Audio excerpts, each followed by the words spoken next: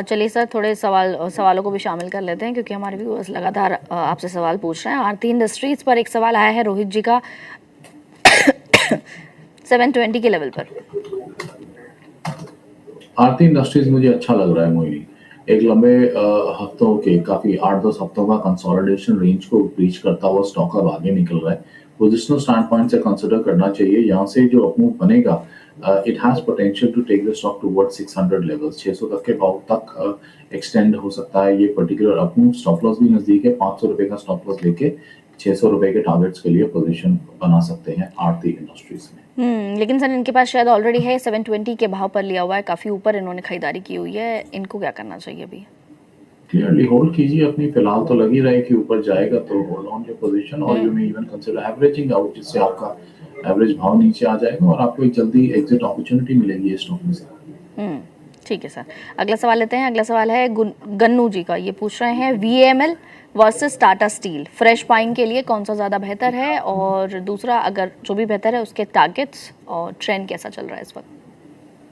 मैं सुन नहीं पाया, आपने पहला स्टॉक कौन सा बोला? VAML, Vedanta aluminium.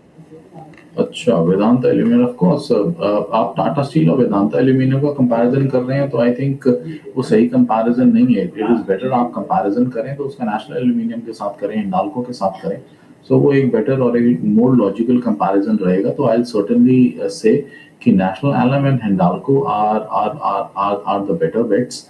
और एक डिस्क्लेमर भी देना चाहूंगा, हमने अपने क्लाइंट्स को सजेस्ट किया हुआ है मेटल स्पेस के अंदर हमारे दोनों हॉट फेवरेट्स हैं, ये नेशनल एल्यूमिनियम एंड हिंडाल्को। बिल्कुल। एक और सवाल बंसल वायर्स पर आया है। बंसल वायर्स 320 पर कामकाज कर रहा है इस वक्त। इसके साथ ही GMDC और PTC इंडिया, ये दोनों भी देखिएगा सर चार्ट्स पर। बंसल वायर्स अभी हमने इसकी ट्रैकिंग स्टार्ट नहीं की है तो मुझे बहुत ज़्यादा आइडिया नहीं है इस कंपनी, इसके ऑपरेशंस के बारे में। बेसिक चार्ट के हिसाब से अगर मैं देख के बताऊं तो अभी फिलहाल कंसोलिडेट कर रहा है। 300 on the down side is the support level. अगर व्यूअर के पास पोजीशन है तो 300 के नीचे का एक क्लोजिंग स्टॉक मेंटेन करें, और स्टॉक के अंदर अगर 340 के ऊपर निकलता है तो 370 तक के मूव आने की पॉसिबिलिटी है। Thereafter further extension towards 400 is also possible. But मेरे पास एक ब्रॉडर नॉलेज नहीं है इसके बारे में, तो मैं एक लॉन्ग टर्म व्यू नहीं दे पाऊंगा इसके बाद। उसके अलावा जो आपने दूसरे स्टॉक्स की बात की, जैसे GMDC हमें पसंद है। आज 1% की गिरावट के साथ ट्रेड कर रहा है, बस अपने स्टॉक सपोर्ट्स के पास है। पोजीशन है तो क्लियरली होल्ड कीजिए। फ्रेश बाइंग भी कंसिडर की जा सकती है अगर जल्दी प्ले करना है। If you want to really ride on to the momentum, 610 615 के ऊपर अब निकलता है तब आप अपनी पोजीशन बनाएं and you can expect a level close to 650 in the next couple of say maybe 8 to 10 days। बिल्कुल सर। एक आयुष जी का सवाल है, ये पूछ रहे हैं कि KP एनर्जी इनके पास है 310 के भाव पर और 609 शेयर्स हैं। पूछ रहे हैं होल्ड कर सकते हैं क्या, लॉन्ग टर्म का इनका व्यू है? Give me a second. I think KPI green energy की बात हो रही है, सिर्फ KP एनर्जी की बात हो रही है? KP एनर्जी ये 257 रुपए का स्टॉक है। अगेन हमने अभी इसका ट्रैक उस तरीके से स्टार्ट नहीं किया है, हम ट्रैक नहीं करते इसको। स्टॉक के चार्ट में क्लियर नेगेटिविटी नजर आ रही है, डिक्लाइनिंग फॉर्मेशन है, लोअर लोज है। It is better to exit. 240 तक जाता हुआ दिख रहा है जी। मुझे लगता है इन्होंने रिसर्च किए, कह रहे हैं कि वो काफ़ी अच्छे फंडामेंटल्स हैं इसके और इसलिए ये सवाल पूछ रहे हैं। मैंने अभी, जैसे मैंने बताया, हमने अभी ट्रैकिंग नहीं स्टार्ट किया तो मैं फाइनेंशियल्स और फंडामेंटल्स बिजनेस मॉडल के ऊपर कमेंट नहीं कर पाऊंगा। मैंने अपना व्यू जो दिया है वो क्लियरली इसकी चार्ट परफॉर्मेंस को देखते हुए किया है। लोअर लोज क्लियरली हैं, कोई भी हायर पॉइंट पे सस्टेन नहीं कर पाया है। पिछले कुछ सालों में यानी कि 2024 में ये स्टॉक लगभग 600 रुपए ट्रेड करता था, अभी 250 रुपए है। हर हाई के ऊपर जो भी इसने पीक बनाने की कोशिश करी इट वाज सोल्ड ऑफ। तो क्लियरली ये इशारे मिलते हैं दैट कहीं ना कहीं something is not really good, जो कि थोड़ा इम्पैक्ट डाल रहा है।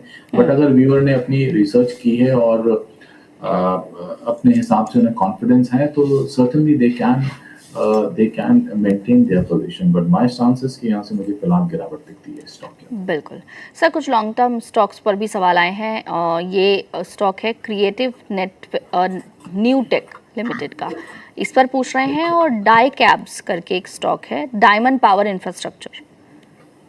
ये दोनों stock even the viewers surprise us with the name of the Names. company that they come up Yes. with. तो इससे लगता है कि काफ़ी खोजबीन करके व्यूअर्स चीज़ें लाते हैं, तो वो हमारे लिए भी अच्छा होता है, हमें भी कुछ नई चीज़ें ढूंढने खोजने का मौका मिलता है। So which is a nice thing. Creative जो क्रिएटिव नेटवर्क टेक की आपने बात की, स्मॉल कैप क्षेत्र की कंपनी है, we don't track it.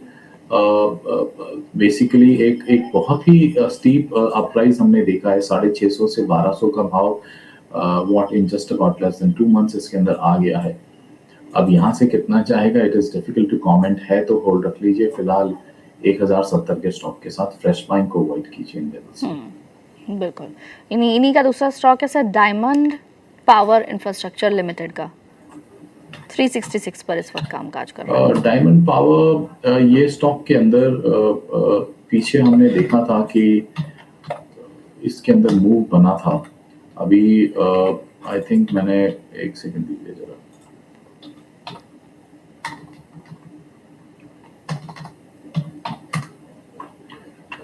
Okay company फिलहाल ट्रेड कर रही है 147, extremely high as far as price to earning is concern, book value is negative. Okay ये मार्च क्वार्टर के अंदर कुछ एक्सेप्शनल हुआ है, डबल का रेवेन्यू पोस्ट किया है, जिसके चलते हमने एक स्टीप राइज इनके प्रॉफिटेबिलिटी नंबर्स में देखा है। ऑफ लेट एक अच्छी खासी तेजी 150 रुपए से 350 की कुछ ही महीने में आ गई है। अगेन सिमिलर प्राइस पैटर्न है जो कि क्रिएटिव नेटवर्क का था, स्टीप राइज आ चुका है। अब यहाँ से तो कोई पोजीशन बनाने का मतलब हमें नजर नहीं आता है तो अपनी पोजीशन को आप होल्ड रखिए। Take a stop at 280। Okay दो और स्टॉक लेते हैं। एक जेके पेपर है, ये है इनके पास 414 पर, और एक है हमारे पास हीरो मोटोकॉप जो कि लिया हुआ 5300 पर। जेके पेपर एक नैरो रेंज में कंसोलिडेट कर रहा है, 300 on the down side and 400 on the higher side. ये रेंज जो इसकी बनी हुई है मोइनी, ये रेंज लगभग 1.25 साल से इसी रेंज में है। जब तक ये ब्रेक नहीं करता तब तक कोई डिसाइसिव मूव हमें देखने को नहीं मिलेगा। सिंस रेंज ही है और नेगेटिविटी तो नहीं लग रही है, तो फिलहाल होल्ड की सलाह होगी। I would suggest take a stop at 350 and hold on to your position. What is the second stock? Hero MotoCorp. Clearly hold, और लेना है तो ले लीजिए। कोई भी डिप आता है तो बाइंग के लिए कंसीडर करना चाहिए। The preferred level would be somewhere close to 5400 odd levels. इनके पास सर 5300 पे काफी अच्छे लेवल्स पे इन्होंने खरीदा हुआ है और प्रॉफिट हो रहा है। इनको पूछ रहे हैं थोड़ा बहुत प्रॉफिट बुक कर लें क्या उसमें? आई डोंट थिंक कि बुक करने की जरूरत है। जिस प्रकार से डिमांड और क्लियर कट इनका परफॉर्मेंस चल रहा है, मुझे ये वाला ही अपमूव 62 होता है, एक्सटेंड होता हुआ लगता है। वहाँ पे कंसीडर करेंगे, एक बार को आता है तो बुक कर लें वहाँ पे थोड़ी बहुत पोजीशन। ओके और सर हमने कुछ स्टॉक्स तो आपसे स्टार्टिंग में लिए जो आपने आज के पिक्स के लिए दिए, लेकिन कुछ और स्टॉक जो लॉन्ग टर्म के लिए आपको अच्छे लग रहे हैं। आपने मेटल सेक्टर से तो बात की, लेकिन कोई और सेक्टर से स्टॉक्स जो आपको इस वक्त पसंद आ रहे हैं आफ्टर द अर्निंग्स? कई सारे एरियाज हैं जो हमें काफ़ी ज़्यादा इम्प्रेस कर रहे हैं इस समय। Auto is one of those, NBFC अभी भी इन लेवल्स पे भी। पीएसयू बैंक्स मैं फर्मली मानता हूँ यहाँ से आउट परफॉर्मेंस की गुंजाइश बहुत ज़्यादा है। Indian bank, state bank of India, यहाँ से बहुत ही अच्छी परफॉर्मेंस है। I won't be surprise to see एक स्टीप अपराइज स्टेट बैंक के शेयर में आता हुआ इन द नेक्स्ट से 2 to 3 ऑड क्वार्टर्स। एक नया हाई दिखना चाहिए स्टेट बैंक के शेयर के अंदर जल्दी हमें।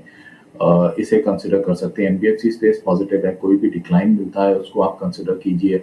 Apart from this metal space मैं काफ़ी समय से बोलता हुआ आ रहा हूँ और हमने देखा भी कि किस तरीके का नेशनल एल्यूमिनियम और हिंडाल्को के अंदर हमने अपटेक देखा उनके रिजल्ट्स के बाद, और अभी भी ये मोमेंटम मुझे जारी रहता हुआ नजर आता है। देयरफॉर प्राइस के अंदर नरमी आने का, थोड़ी सी गिरावट आने का वेट करें and you can take long positions in that space. OFSS हमने एक काफी समय पहले बताया था और उसके अंदर क्लियर कट आउट परफॉर्मेंस हमने देखी जो अभी भी कंटिन्यू कर रहा है। अब जिन नए शेयर्स पे हमने दाव लगाने का सुझाव दिया है from the mid cap IT space, that is persistent and LTM. एक डिस्क्लेमर देना चाहूंगा कि हमारी रिसर्च टीम ने इन दोनों पे बाय रिपोर्ट रिलीज की है, तो कंपनी और क्लाइंट्स की पोजीशन हो सकती है। तो इन एरियाज को आप कंसिडर कर सकते हैं, इन स्टॉक्स को कंसिडर कर सकते हैं। मिनिमम व्यू रखें 4 से 6 महीने से लेकर 1.5 साल का है, आई थिंक आप रीजनेबल रिटर्न्स बना के निकलेंगे यहाँ से। बिल्कुल सर, तो बहुत सारे स्टॉक्स हमने आज गौरव सर से ले लिए हैं जो कि व्यूअर्स जिन पर ध्यान रख सकते हैं। सर चलिए, शो को समाप्त करने का भी वक्त हो गया। अपना एक बार डिस्क्लेमर, आपने ऑलरेडी इस बार